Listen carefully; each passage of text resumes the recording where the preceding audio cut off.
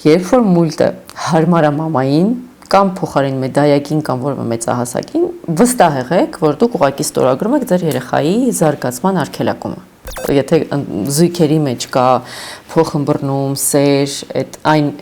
տիեզերականը ինչ որ ստեղծում է ընտանիք, ի սկզբանե այդ բոլոր խնդիրները, խոչընդոտները իրականում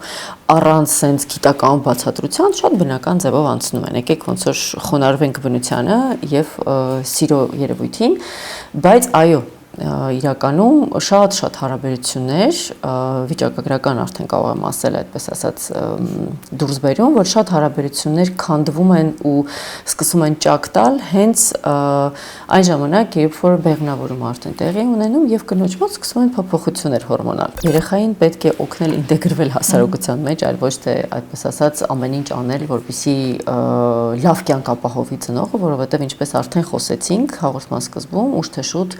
երեխան ինքնուրույնանում է եւ եթե ինքը պատրաստ չի մեծ աշխարհի հետ հաղորդակցվել, ապա այդտեղ սկսում են բավականին լուրջ հոգեբանական խնդիրներ։ Եկա բարև ձեզ։ Բարև ձեզ։ Շնորհակալ եմ, որ մեզ հյուր եք եկել եւ իսկապես ուրախ եմ, որտեղ այսօր շատ հետաքրքիր թեմաներից ենք խոսելու, բայց նախքան բուն նյութին անցնելը մի հատ հարց է ինձ տանջում, ուզում եմ ձեզ անպայման տալ ու դրանով սկսենք էլ։ Այդ 2020 թվականից հետո, ասենք շատ հյուրեր եմ ես այստեղ ընդունել եւ բոլորը միաբերան ասում են, որ հոգեբանական առումով եւ էմոցիոնալ մի տեսակ շատ դժվար է դարձել Հայաստանում ապրելը։ Արդյոք դա միայն 20 թվականից հետո էր, թե ընդհանրապես մեզ հայերիս հետ մի փոքր դժվար է, նույնիսկ մեզ համար։ Լենա ջան, նախ իրոք ուրախ եմ այստեղ գտնվել, սպասված հանդիպում էր։ Ձեր հարցին պատասխանեմ, որ ինձ թվում է, եթե մենք խոսում ենք 20 թվական, յուրաքանչյուրիս մոտ դա այն դաջվածքն է ու այն տարին է, որ անկախ ամեն ինչից մենք բոլորս շատ ցավ ենք ապրել ու կարծում եմ միգուցե այդ հաշվի առնելով 20 թվականի պատերազմը եւ հետևանքները, կարծում եմ ոչ մեկս անմասն չենք մնացել։ Ես ինքս կարող եմ ասել, որ 20 թվականից հետո այո, բավականին ակնհայտ են դարձել խնդիրները, միգուցե դա, բայց տենց ավելի լայն համեմատական կդժվարանամ, գիտեք, այսօր ասել, որ ասեմ, որ ինչպես էր, ինչի ենք սանդղակավորում 20-ը, հավանաբար պատերազմով ենք, չէ, սանդղակավորում այն, եւ եթե դա մենք դրան ենք անդրադառնում, միանշանակ դա ցավ է, որ դեռ տևական ժամանակ մենք մշակելու ենք մեր մեջ, ապրելու ենք այդ վշտով ու կորուստներով։ Ծանր թեմայից սկսեցինք։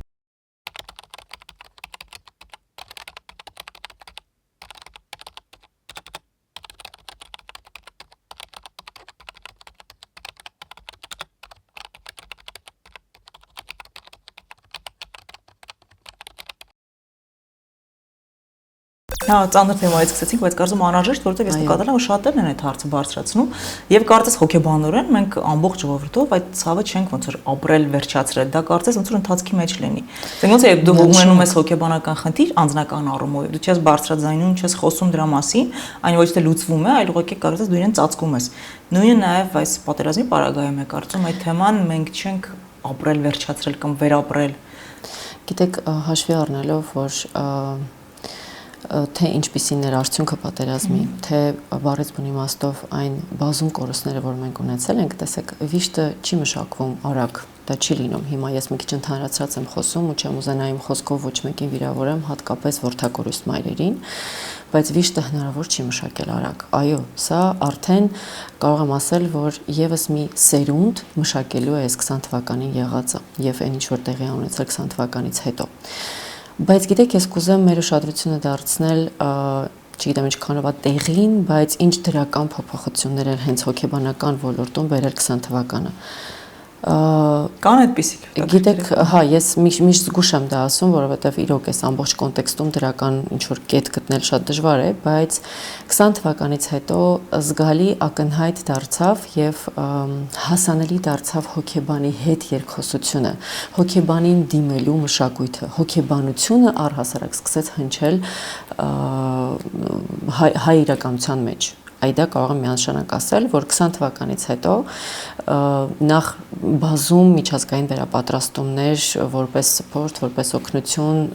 եկան դեպի Հայաստան, բազում մասնագետներ վերապատրաստվեցին, սկսած ամենատարրական, այդպես ասած, առաջին օգնությունից հոգեբանական, ընդհանուր մինչև արդեն խորքային տրավմատիկ աշխատանք, ոնց աշխատել տրավմայի հետ, հա, որովհետև մենք մասնագետներս էլ ինչքան էլ յուրովի կրթված կամ անհատապես զարգացած չլինենք, միևնույն նույնը մենք էլ ենք առաջին անգամ առերեսվել այսքան մասշտաբային ողբերգության հետ եւ դրան հետ աշխատելու պատրաստակամություն էլ ի սկզբանե չկար։ Մեկը ես անցել եմ այդ վերապատրաստումը, որ կարողանամ անձամբ ինքնայրում չունենալ, լինել այդպես ասած արդի մասնագետ, ով կկարողանա հենց այդ թվականներին օգնել հասարակությանը, օգնել այցելուներին։ Դրա համար եթե խոսել միակ այդպես ասած իմ մասնագիտական պրիզմայից, պարզապես հոգեբանությունը սկսեց դառնալ անհրաժեշտ եւ հասանելի եւ այո ավելի բարձր մակարդակով սկսեցին մատուցվել արդեն ծառայություններ։ Եվ դիմելիությունը դրանից հետո ավելի մեծացավ։ Այո, պատկերացրեք, որ այո, այսինքն ավելի բաց դարձավ։ Մեզ մոտ շատ ցավով պետք է արձանագրեմ, որ դեռ կա այն շերտը, որ հոգեբանին հոգեբուժից չեն տարբերում եւ կա տենց բնական վախ, որ չէ, ես չեմ ուզում, ինձ դա պետք չէ, ես գիժ չեմ, այսինքն այդ մոտեցումը մենք դեռ իհարկե շատ ավելի տոկոսային հարաբերակցությամբ ավելի բարձր է, բայց նաեւ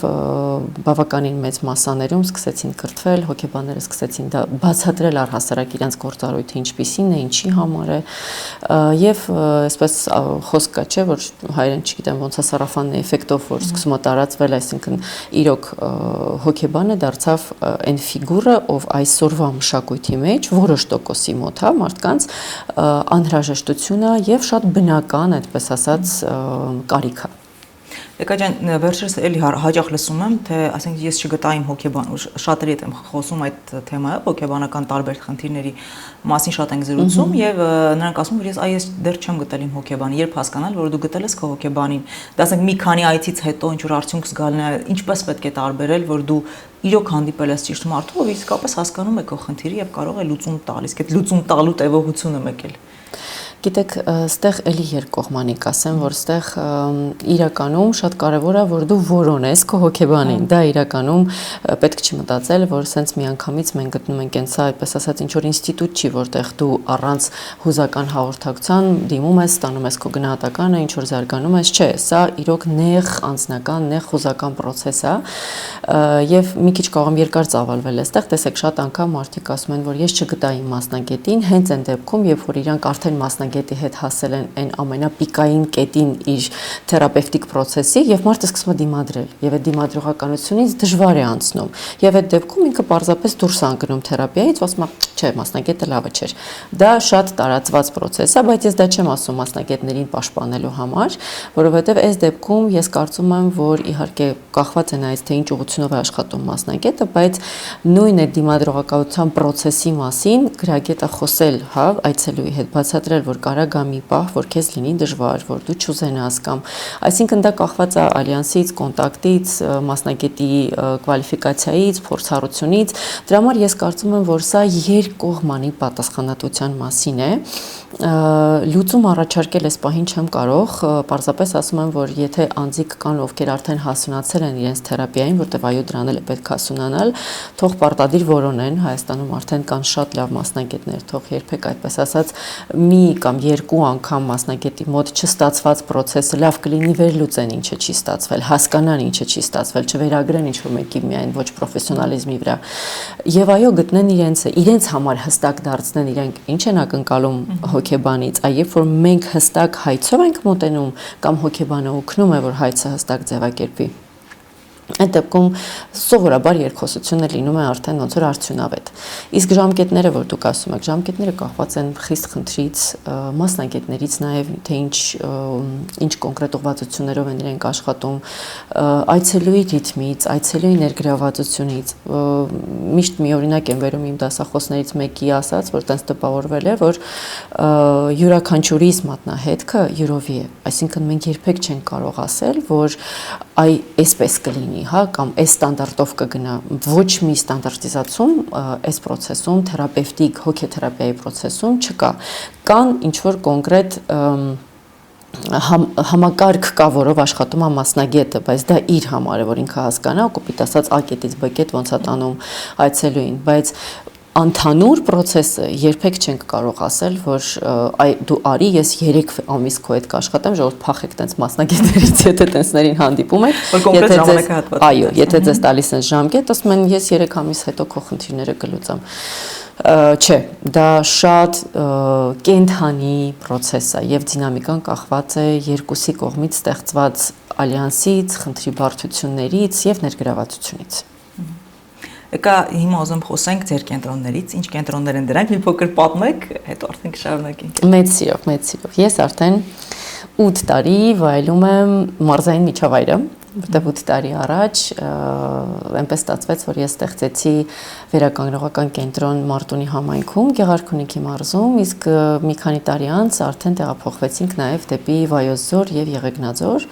Եվ այո, 8 տարի շարունակ մենք ծառայում ենք երեխաներին։ Մենք երեխայի կենտրոններ ենք, խոսքը գնում է ոսկեփորիկ զարգացման կենտրոնների մասին, որոնք հիմնված են հասարակական կազմակերպության հիմքի վրա։ Այսինքն մեր գեշ նպատակն է լինել հասանելի մարզային երեխաներին եւ հասանելի սկսած տարրական զարգացումից ընդհանուր մինչեւ լուրջ վերականգնողական բուժումներ։ Ցավոք սրտի 8 տարի առաջ բացահայտած ինձ համար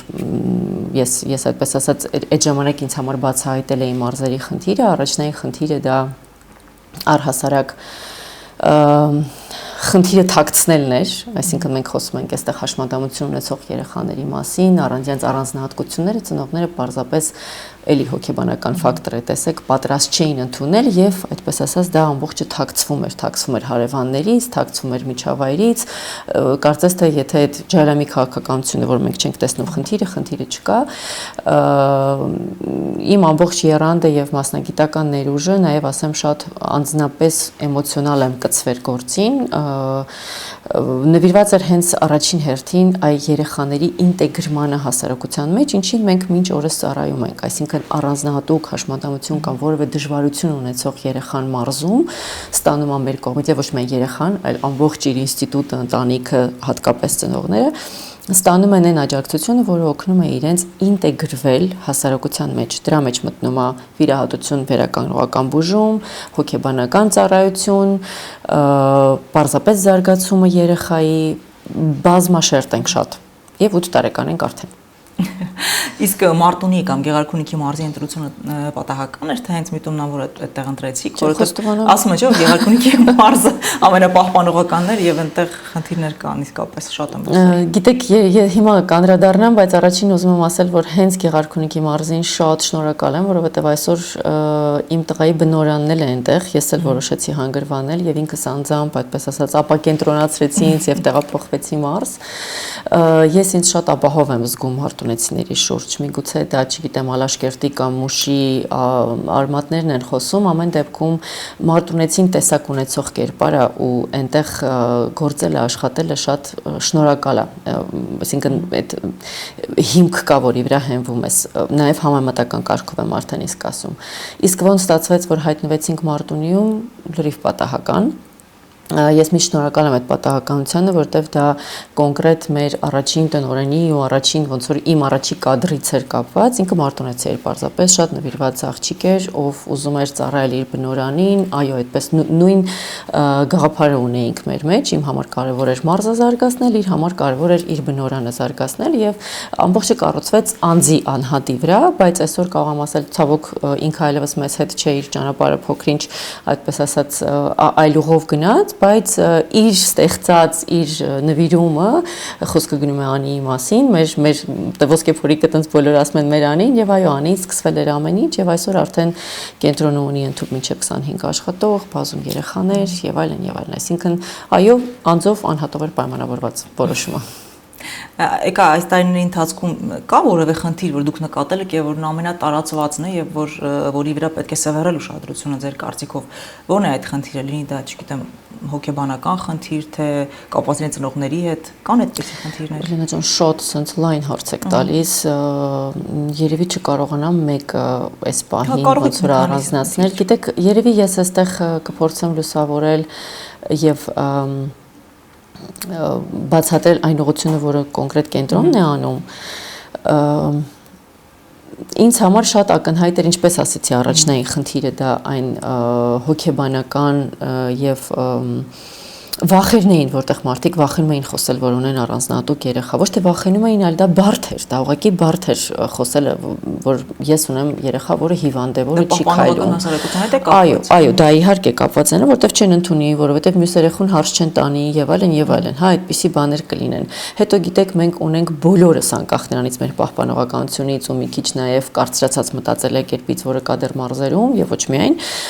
բայց այնուամենայնիվ նաեւ կա արխետիպ վախեր, այսինքն մենք բոլորս իրոք անկախ ամեն ինչից դժվարության հետ դժվար ենք հաշտվում, դժվար ենք ընդունում, պարզապես ընդունում չկար եւ կենտրոնը շատ մեծ ծավալուն աշխատանք արեց, որպեսզի առաջին հերթին սատարի ծնողին, լինի ծնողի հետ, օգնի իրան ընդունել, լացել, հասկանալ, որ այլևս ոչինչ բան փոխել չես կարող, բացի օրինակ երեխայի կյանքը բարելավելու ամենօրյա աշխատանքը, հա, դա իրոք բարդ է։ Կարող եմ ասել, որ դա բավականին արդի խնդիր էր այն ժամանակ, երբ որ կենտրոնը ստեղծվում էր, ամեն դեպքում մեր սպասարկման տակ, այսպես ասած, արդեն գտնվող գյուղերը ու համայնքները, ես վստահությամբ կարող եմ ու հպարտությամբ կարող եմ ասել, որ այդ խնդիրը այլևս չկա, հակառակը շատ վաղ տարիքում ծնողը զգում է, որ ինչ-որ մի բան այն չէ ու անմիջապես գալիս է ու իրեն շատ ապահով զգում խնդիրը լուծելու ընթացքում։ Իսկ եթե խոսենք այսօր, գիտեք, կարծում եմ շատ ակտուալ է առհասարակ երեխայի հետ շփումը, երեխայի հետ շփման, այսօր մեթոդիկաները շատ են, շատ սենց խայտաբղետ են, մարդու ռիթմը արագ է, եւ եթե մենք ուզում ենք խոսել առողջ հասարակությունից, առհասարակ կլինի դա ֆիզիկապես թե հոգեպես, պետք է հասկանալ, որ հիմքը ինչ ենք մենք տալիս։ Ես անձամբ այսօր շատ մեծ ոնց որ ներդրում եմ անում հենց դրա վրա, թե ինչպես են ձևավորվում հարաբերությունները, հուզական կապը երեխայի հետ։ Կապ չունի արդեն ինչ տիպի երեխայի մասին ենք մենք խոսում, եկեք գանք այդպես ասած նորմատիպիկ զարգացում, առողջ այդպես ասած զարգացում ունեցող երեխաներին, այո, ծնողների կապը երեխաների հետ, որովհետև բոլոր խնդիրները Լենա ջան հետագայում գալիս են այդ մանկության հարաբերությունների, հուզական կապի, ապահովության ձևավորումից, որը մարդը կամ ձևավորում է, կամ ոչ։ Եվ դա ընտանիքում ձևավորվում է ապահովության զգացումը։ Դա ձևավորվում է ծնողների հետ, հենց կամ այն մեծահասակների, ով վերցրել են իրենց վրա խնամքը։ Տեսեք, որտեղից է դա գալիս, շատ հետաքրքիր թեմա է, վստահ եմ, որ լսարանը կունկնդրի երեխան ծնվում է, մենք բոլորս, հա, այսպես եք մարդիկ, համարվում ենք մեր էվոլյուցիայի պսակը, ամենազարգացածն ենք եւ այլն, եթե սենց էվոլյուցիայի ընթացքով նայենք, մենք ամենան ենք։ Բայց լինելով ամենան, մենք ամենաանինքնուրույնն ենք։ Կատվի ձագը 2 շաբաթ արդեն կարա մենակ ապրի։ Չգիտեմ, թռչունի ձագերը ինչ որ ժամանակ անց, հա, մարդը երբ է ինքնուրույնանում։ Մի տարեկանից դե սկսում է քայլել արդեն։ Չէ, ինքնուրույն, երբ դու կարող ես ասել, որ երեխան, մարդու ձագը կապրի առանց մեծահասակի։ Որ տարիքից։ Արդեն չափահաս երևի դառնան։ Իզուր չտասնու ճիշտ ասած։ Իզուր մենթալիտետը այնպեսին է, որ մենք դեռ միջև շատ երկար տարիներ։ Եկեք հենց հիմա ոնց որ հայավարի չնայենք այդ հարցին։ Առհասարակ մարդը կախված է մեծահասակից, այս եմ ուզում, այս մեսիջն եմ ուզում տամ, որ մարդը կախված է մեծահասակից, մամայից, պապայից կամ իրոք լինում են դեպքեր, որ ծնողը հասանելի չի, ինչ որ դեպքեր է պատահել եւ այլն, այն մեծահասակից, ով բառից բուն իմաստով վերցրել է խնամքը եւ պատասխանատվությունը երեխայի համար։ Եվ այդ կախվածությունը ու կապվածությունը ծնողի հետ շատ կարեւոր է, որ ծնողը գիտակցի։ Շատ կարևոր է, որ ոչ թե ինքը համարի, որ իհարկե այդ ամեն ինչը ժամանակավոր է ու ասած ձեզ երեխան ինչ որտեղ ինքնուրույնանում է, սկզբից չոչ անում, հեռվանում է, հետո վազում է, մի քիչ ավելի հեռու է գնում, հետո դպրոց է գնում, ինստիտուտ, հետո առհասարակ տնից գնում է, բայց այդ ապահովության զգացողությունը, որով ինքը կսկսի ընդունել աշխարհը եւ նաեւ այդ ապահովությունը ունենալով կսկսի իրեն դրսեւորել շատ վստահ ինքնուրույն, այդ ամենը ձևավորվում է այդ կապից, այդ կախվածությունից, ծնող երեխա կամ մեծահասակ երեխա կապից։ Այսինքն վաղվա յուրաքանչյուր անհատից հաջողությունը կախված է նրանով, թե ինչքանով է ինքը ապահով իրան զգացել ծնողի կողքը։ Իսկ հայրիկի ներգրավվածությունը եւ խնդիր ունեցող երեխաների պարագայում եւ ընդհանրապես։ Ես տեղ չէի տարանջատի, ճիշտ ասած, կապ չունի, երեխան երեխա է, ծնողը ծնող է եւ միանշանակ ամբողջական ընտանիքը ու իրապես ներգրաված ծնողը դա ամենակարևոր գործոնն է, որպեսզի երեխայի մոտ ձևավորվի լիարժեք, հա, աշխարհայաց, որովհետև տեսեք շատ անգամ իհարկե սատարելով միայնակ ծնողներին, կլինի դա մայր թե հայր, այնուամենայնիվ այդ միայնակությունը տալիս է ստիպում այդպես ասած ծնողին, որ ինքը ոչ թե լինի իր դերում միայն, այլ անկախ ամեն ինչից փորձի մի քանի դեր իրականացնել, դա արդեն այդպես ասած արդեն լիարժեքություն չի, արդեն դժվար է։ Մոդելն էլ երբ թե երեխայի համար ճիշտ չի։ Գիտեք, մայրիկը եւ մոր դերն է ստանձնում եւ հոր դերն է ստանձնում։ Իհարկե, միանշանակ ձևավորվում է, ես հիմա իրական չեմ ուզենա, որ հիմա խոսքի մեջ ինչ որ տենց նկատառում լինի, այո, բնականը բնությունն է ստեղծել այդպես ասած, հա, որ երկու սեռն էլ ներկա լինեն, որպեսզի անկախ երեխայի սեռից կամ իր խառնվածքից երեխան ունենա իրոք ասած դες այդ մոդելները, այդ օրինակները, ինչպիսին է լինում պապայի սեռը, ինչի է ոնց է լինում կանացի սեռը եւ այլն, հա։ Եվ բայց այդ մոդելի մեջ նայեք, այստեղ ոչ թե խոսքը միայն սեռերի մասին է։ Մոդելը, որը որ դուք ասում եք, սա արդեն ընտանիքի այդ ներսի եղանակի, ներսի վերաբերմունքի մոդելն է։ Խնդիրները լուծելու, իրար հետ երկխոսելու, իրար սիրելու, աշխարհին վերաբերվելու։ Եթե մենք խոսում ենք օրինակ այն ընտանիքներից, որտեղ շատ ավելի գերակշռում է լարվածությունը, որովհետև ծնողները իրար հետ օրինակ չեն կարողանում ինչ-որ խնդիրներ ունեն եւ այլն, ես չեմ ասի, որ այդ մոդելը ավելի լավն է, այսինքն այս երկու ծնողներ առկա են ու դա շատ լավ է, չէ, միանշանակ չէ։ Այսինքն այստեղ չենք կարող միանշանակ պատասխան ասել, որ այո, ամբողջական ընտանիքը միշտ լավ է։ Ամբողջական առողջ հարաբերություններ ունեցող ընտանիքը, այո, միանշանակ լավ է երեխայի համար, բայց շատ անգամ, եթե ծնողները զգում են, որ իրենց միասին լինելը ոչ միայն այդպես ասած իրենք իրենց կյանքն են դժվարացնում, այլ նաև չեն կարողանում գտնել այն եզրերը, որտեղ կարող են ծնողավարություն միասին վարել, հա, process վարել, միասին հոգ տանել, գրագետ հոգ տանել երեխային, սահմանները չեն կարող ճիշտ գծել, եթե մեկը մեկի վրա փորձում է ինքնահաստատվի, մրցակցություն կա, հավատացում եմ ձեզ այդ մոդելը շատ ավելի վատ է, քան մի ծնողի հետ մնալը, եթե տենց թույլ տամից արտահայտվել։ Եկա այժմ ուզում եմ խոսենք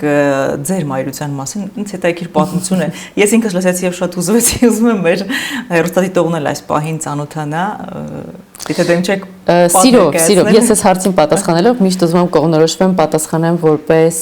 կինով ֆանտաստիկ հուզական փորձառություն ունեցել ու շարունակում է երեխայի հետ այդ ամեն օրս իմ հագեցնել, թե որպես մասնակետ, բայց երևի փորձեմ ծուլել։ Երկուս չեն կարող միասին ներկայացնել։ Այո, մեծ սիրով կիսվեմ, որ իմ Դանիելը դա իմ համար մեծ ընծա է, որովհետև երբ որ ես հասունացա մայրանալուն, բնությունը ինձ ասել էր, որ այլևս դուք boys to show, այլևս դիմել չեք կարող, իսկ եթե ավելի հստակ, այո, վերարտադրողական հորմոնը ամենակարևոր ինձ մոտ բացակայում էր իմ արդեն հասունացման փուլին, մայրանալու հասունացման փուլին։ Ես հանդիպեցի անանցանելի պատի ուղակի, որ բավականին դառն էր, դժվար էր, չգիտես, մնաս կանգնած, փորձես վերլուծես կյանքդ, ինչ անես այս կետից ի վեր, երբ որ լսում ես պատասխանը, որ դուք այլևս ինքնուրույն երեխա ունենալ չեք կարող։ Այստեղ երևի միացավ մասնագետը, որովհետև ես թույլ չտվեցի ինձ քանդվել, երկար չթույլ չտվեցի քանդվել եւ պարզապես փորձեցի մի փոքր ավելի սենց խորքային վերլուծել առհասարակ ուր եմ գնում, ինչ է իմ համար ստեղ պրիորիտետը, որն է մոտիվացիան մայրանալու, միշտ խոսում եմ դրա մասին արդեն պերինատալ հոգեբանության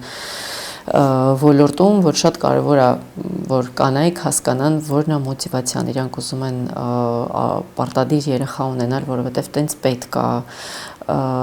որովհետև բնությունն է թելադրում, այնքան տարբեր են լինում մոտիվները։ Հիմա չշեղվեմ ինձանից, ես փորձեցի դուրս բերել իմ համար մոտիվը որն էր, եւ երբ որ հասկացա, որ ինձ համար գերագույն մոտիվացիան այո այդ ներքին աճը ունենալն է, մայրանալն է, ներսումս արգանդումս երեխա ձևավորելն է, ինձ համար բոլոր ճանապարհները ընդունելի էին։ Եվ երբ որ իմ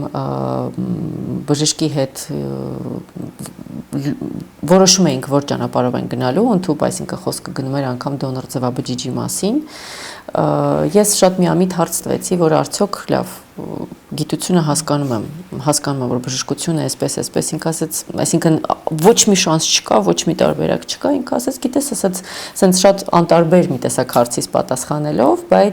պատասխանելով, նայելով ամբողջ ոնց որ հետազոտությունների պատկերին, ասեց դե բժշկությունը իհարկե բացառում է, բայց դեպքեր լինում են։ Եվ շեշտը դրեց նրա վրա, որ կնոջ գլխուղեղի կեղևը երբեմն անբացատրելի ինչ որ հետևանքներ է ունենում, այդպես ասած կնոջ ցանկությունը։ Միշտ կրկնում եմ, որ ես ամբողջ իմ հետազոտական process-ից լսեցի դա, որ ինձ պետք էր որ ես դա լսեի։ Եվ այո, դանս անկախ այդպես ասած անկախ բժշկության բոլոր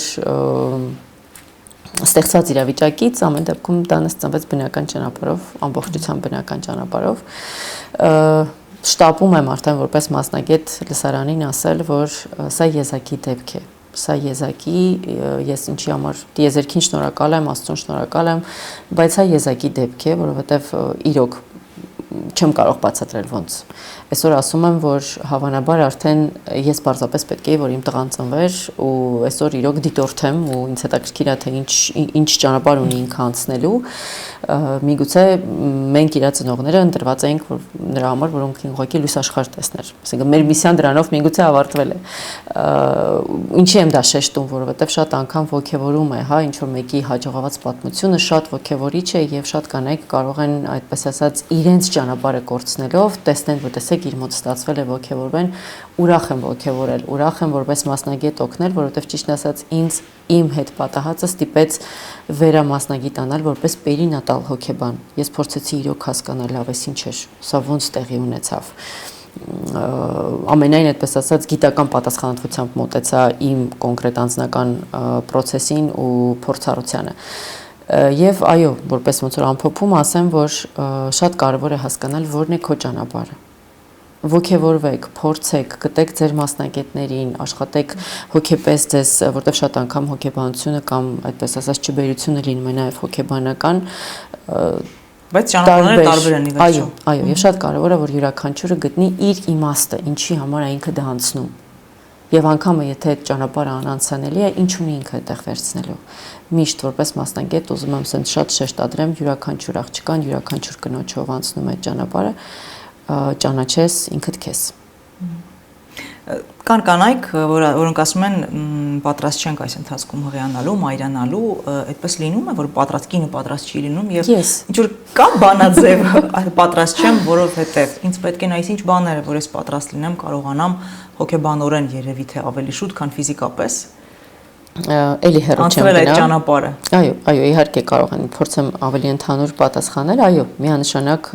կինը զգում է պատրաստ է թե ոչ, միանշանակ պատրաստ չլինելու պատճառներն են շատ։ Այդ պատրաստ չլինելը սենց ուղղակի ինչ որ սենց բան է, ամփոփում է քո բոլոր ապրումների, որոնք կարող են շատ խորքային լինել։ Մարդը կարող է լինել տագնապային, կարող է պարզապես վախենա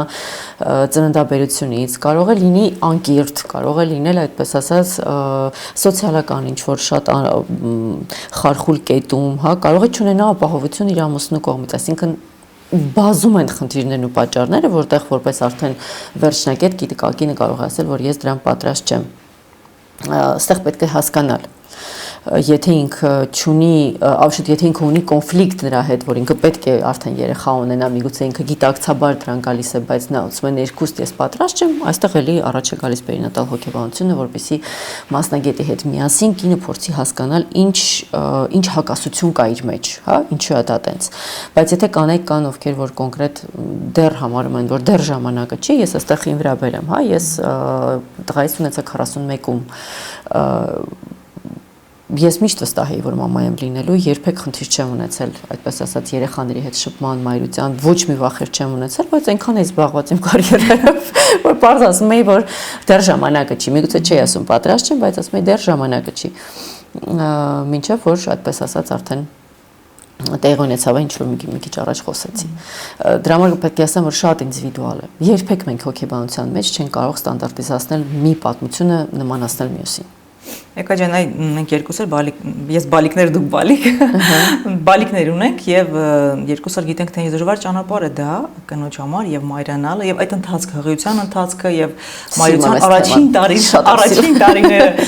եւ էմոցիոնալ առումով եւ ֆիզիկապես իրոք դժվար ճանապարհ է եւ այստեղ կարծում եմ հայրիկի մասնակցությունը շատ կարեւոր է, բայց պետք է լինի նաեւ ցանկություն իր կողմից հասկանալ թե ինչ է կատարվում իր կնոջ հետ, ինչու է ասենք ինքը փոխվել,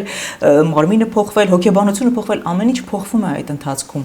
Եվ այստեղ ամենակարևորը ես կարծում եմ ցանկությունն է հասկանալ այդ ամենը, չէ՞, այդտեղ չպետք է սկսել։ Շատ կարևոր թեմա եք ասում Լենա ջան, այո։ Գիտեք, կուզեմ ասել, որ կարևոր է, որ տղամարդը ունենա ցանկություն այդ ամենը իմանալու, հասկանալու, իրականում բանաձևը լուծում է սերը, որովհետև եթե զույգերի մեջ կա փոխըմբռնում, սեր, այն տիեզերականը ինչ որ ստեղծում է ընտանիք, ի սկզբանե այդ բոլոր խնդիրները, խոչընդոտները իրականում առանց sense գիտական բացատրության շատ բնական ձևով անցնում են։ Եկեք ոնց որ խոնարհվենք բնությանը եւ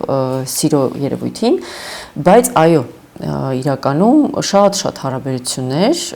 վիճակագրական արդեն կարող եմ ասել այդպես ասած դուրս բերում, որ շատ հարաբերություններ քանդվում են ու սկսում են ճակ տալ հենց այն ժամանակ, երբ որ բեղմնավորում արդեն տեղի ունենում եւ կնոջ մոտ սկսում են փոփոխություններ հորմոնալ։ Եվ տղամարդը չի էլ մտածում, կինն էլ ախր չի էլ մտածում, որ ինչ որ իրաց հետ կատարվում է, օրինակ կնոջ խոզականությունը, կնոջ ավելի անզուսպ լինելը, գրգռվածությունը եւ այլն, այո,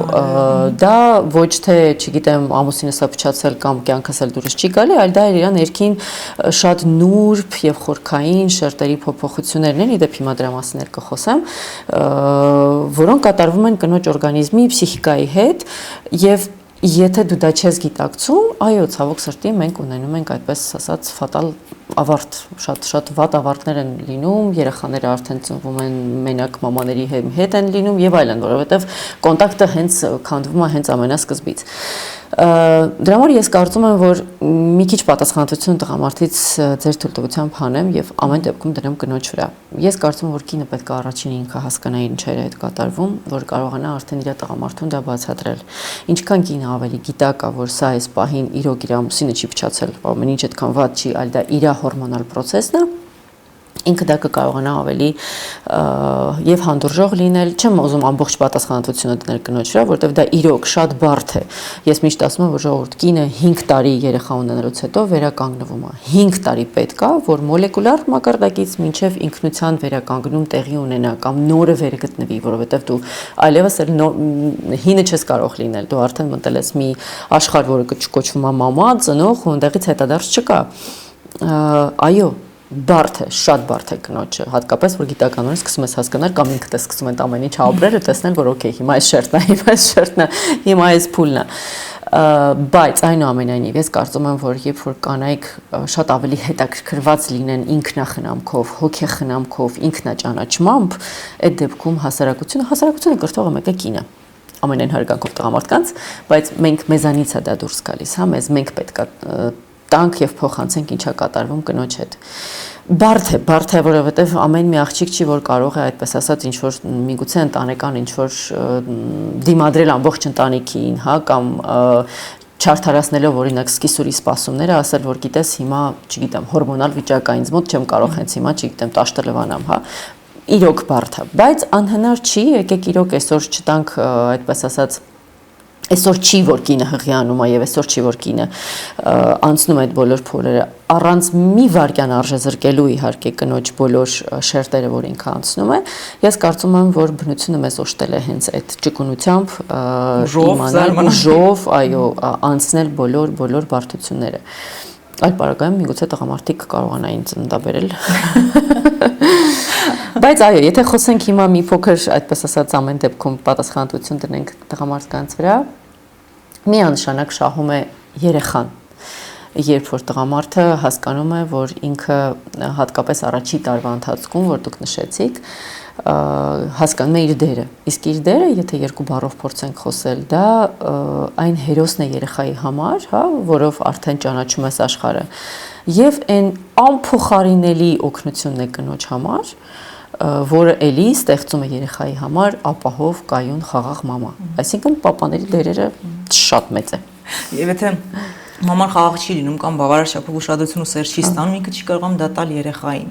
Այս ամենացավոտ թեմաներից է, տուժում է երեխան ի վերջո, այդ բանի վերջում, շղթայի վերջում երեխան է եւ ինքն է ամենաշատը տուժում։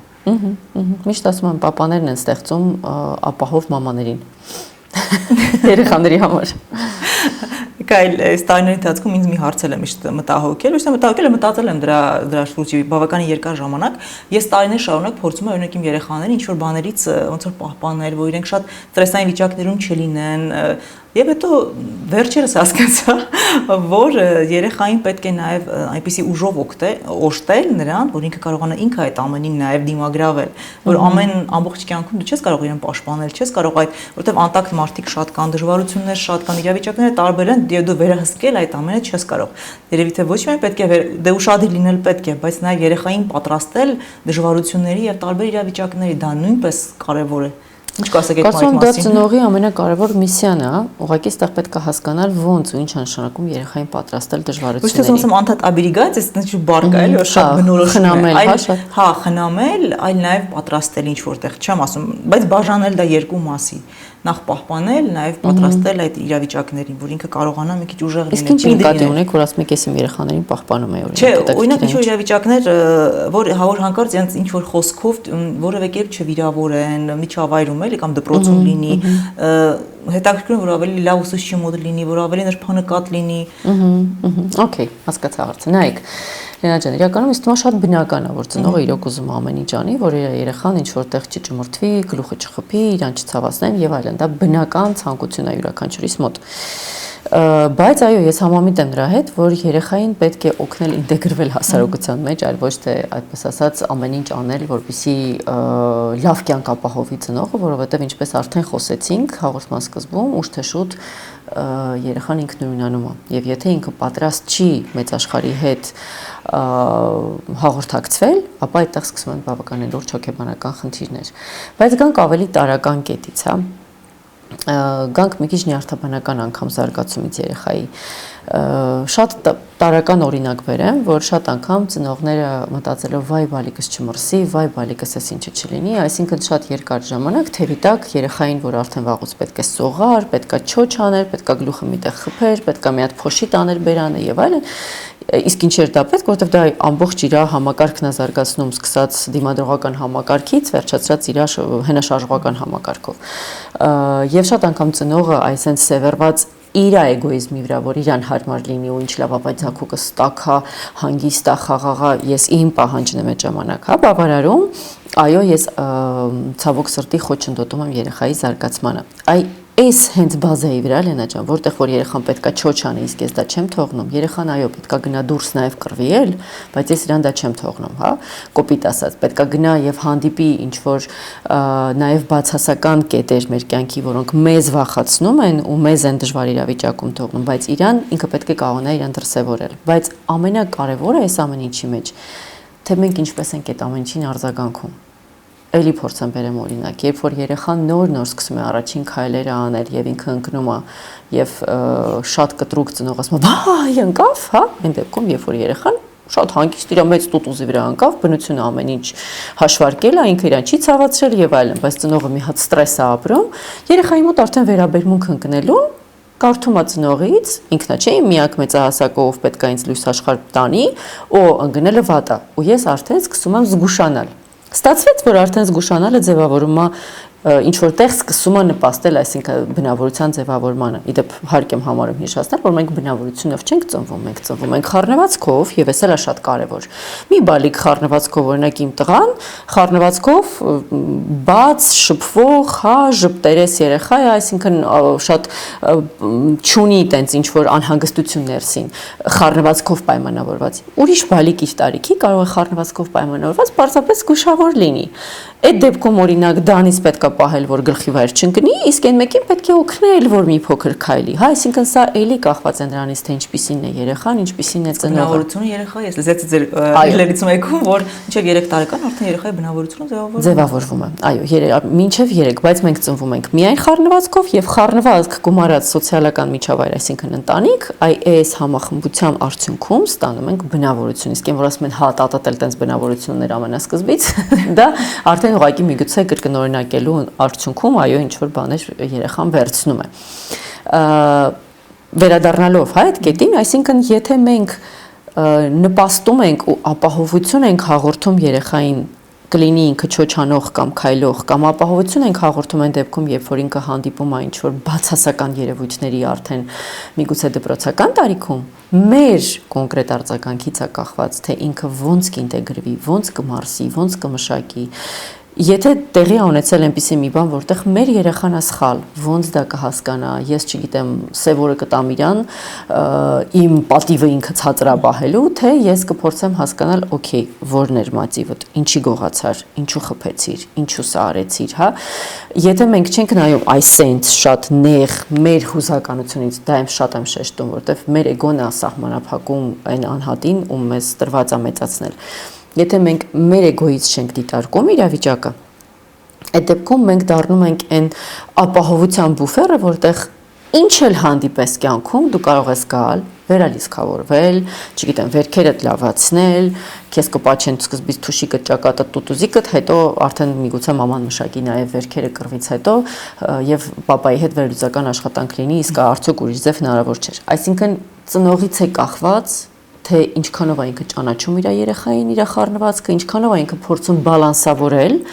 եւ տալ այն ինչ որ անհրաժեշտ է երեխային եւ ոնց է արձագանքում այն դեպքում, երբ որ երեխան սկսում է առերեսվել արտաքին աշխարհի հետ։ Եկա խոսենք նաև մուլտֆիլմերից։ Որտեղ մայիկներ հիմա հաջող են, չէ՞, դիմում այդ մեթոդին։ Մուլտֆիլմ նայ, ինչեւ ես իմ գործերը կանեմ, բան, բայց կարող շատ երկար ժամանակ ձգվել եւ կարող եմ մի մուլտֆիլմ անդադ երեխան նայի, ինչ մուլտֆիլմեր կարող է երեխան նայել եւ ինչ չի կարող։ Լենա ջան, ես հոտ դառն եմ այս հարցում, որովհետեւ իմ մասնագիտացումների մեջ կա նաեւ նյարդահոգեբանը։ Տեսեք, երբ որ մուլտը սկսում է փոխարինել մամային, երբ որ մուլտը հարմար է մամային կամ փոխարինում է դայակին կամ որևէ մեծահասակին, վստահ եղեք, որ դուք ուղղակի ստորագրում եք ձեր երեխայի զարգացման արգելակումը։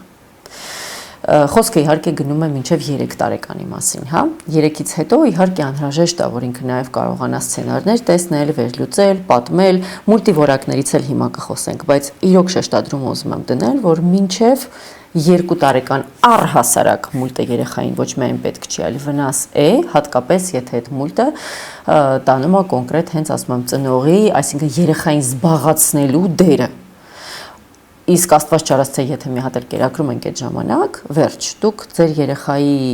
փսիխիկան ուղղակի սպանում եք, որովհետև մուլտը դա իր մոտ sense փորձեմ ոչ շատ գիտականված ու ոչ շատ տերմինոլոգիայով խոսեմ, բայց առաջացնում է ինչ-որ հաճույքի զգացողություն, հա, որը դոֆամին հորմոնն է արտահայտում։ Սնունդը եւս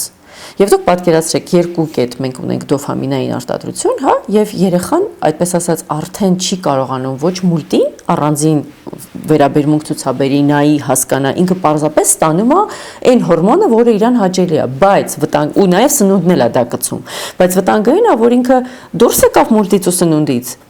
ինքը այդ զգացողությունը չի ունենալու եւ արդեն սկսելու է կոնֆլիկտը իրականության հետ։ Հա, մենք շատ ենք նկատում, որ երեխաները ում ցավոք սրտի կերակրում են մուլտի մոտ կամ ժամերով տալիս են մուլտիկներ նայել, մինչև 2-3 տարեկանի մասին եմ խոսում։ Դառնում են շատ նյարդային, վատ են քնում, գրգռված են, կապրիզներն են սկսում եւ այլն, որովհետեւ ծնողը անձամբ խախտում է նյարդային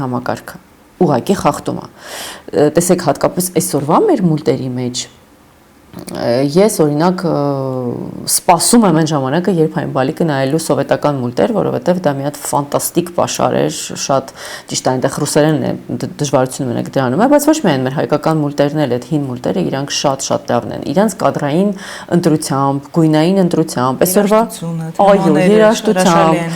այսօրվա մեր մուլտերը, որ մենք նայում ենք, ես էլ հերոսներին չեմ անդրադառնում, որոնք մոնստերներ են ուղղակի ինձ համար, չգիտեմ SpongeBob եւ այդպես չբաներ, անհասկանալի, բայց օքեյ, ոչ մեկի ճաշակին չեմ ուզում դիպչել, բայց այնուամենայնիվ մեր կադրերի արագությունը, որը նայում է երեխան, պարզապես թույլ չի տալիս դեռ չհասունացած գլխուղեղին ընկալել ինֆորմացիան։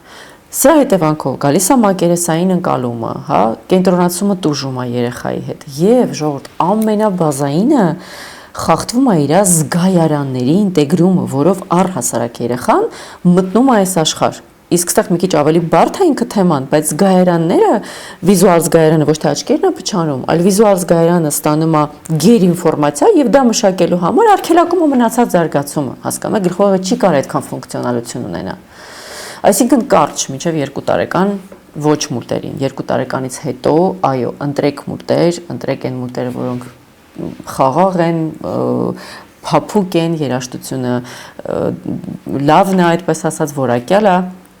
եւ միանշանակ մուլտը էլի չպիտի փոխարինի ձեզ։ Մուլտը միջոց է խոսելու, պատմելու, արդեն սցենար տեսնելու եւ այլն, հա, բայց ոչ մի դեպքում դայակ չի։ Հասկանալի։ Էկա ջան, ձեզ մի քանի հատ բլից հարց ունեմ տալու, վերջերով։ Եթե հնարավորություն ունեիք մեկին վերակենդանացնելու, ում կվերակենդանացնեիք։ Պապայիս։ Արցախում երբ եք եղել վերջին անգամ։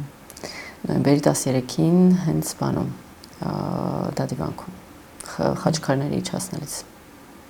Պատմական որ ժամանակաշրջանը կուզեիք տեսնել անձամբ։ Միջնադար։ Ինչ ասած ես համար գեղեցկություն հայկական ձևով։ Հայկական ձևով։ Վայ, մեր Հայաստանն եմ սիրում, հենց ամեն ինչ որ հայերեն է։ Գյուղերն եմ սիրում։ Հենց հիմա չգիտեմ, այս մեր աշունը աչքիս առաջ եղավ ու եկավ ու տատիկները, որոնք որ ոստաներն են հավաքում, երևի հենց այդ է գեղեցկությունը։ Օտարերկրացություն Հայաստանի մասին 3 նախադասություն։ Ինչ մասին։ Օտարերկրացություն Հայաստանի մասին, ինչպես կպատմեիք։ Դա գովազդային չէ։ Օտարերկրացություն ինչպես կպատմեի։ Ջիգարով երևի։ Այդ մի բառը մեզ 3 նախադասություն է պետք։ 3 նախադասություն ոնց կպատմեի Հայաստանի մասին։ Կասեի, որ այստեղ շատ ապահով է։ Այստեղ հարաբերություններ կան, որոնք որ դեռ իրական են, որովհետև շատ անգամ մենք իրոք հենց դրա խնդիրն ենք այսօր առերեսվում ենք խնդրի հետ, եւ այստեղ կա ընտանեկան ինստիտուտ։ Երևի եթե ներկայացնեի այս 3 նախադասությունը կլիներ։ Եկա ջան, անչափ շնորհակալ եմ։ Շատ խնդիրներ կային, ոնց որ կարող ենք զրուցել, բայց այսօր այսքանը շնորհակալ եմ, հուսով եմ դեռ էլի կհանդիպենք։ Մեծ սիրով հուսով եմ լսարանը կսիրի։ Հաջողություն, շնորհակալություն։ Շնորհակալություն։